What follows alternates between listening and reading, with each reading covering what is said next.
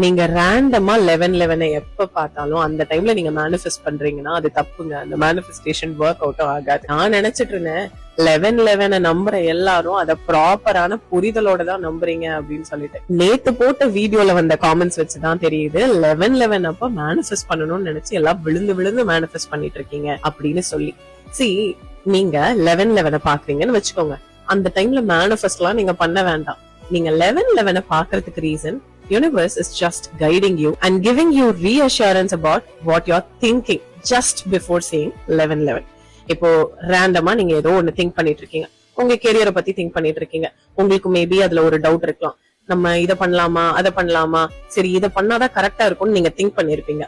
உங்களோட தாட் இந்த யூனிவர்ஸோட அலைன் ஆகுது, யூனிவர்ஸோட பாத்ல நீங்க கரெக்டா தான் டிராவல் பண்றீங்க அப்படின்னு ரீஅஷ்யூர் பண்றதுக்கு யூனிவர்ஸ் காட்டுற சைன் தான் இந்த 11, 10, 10, 12 எல்லாமே. மேபி நீங்க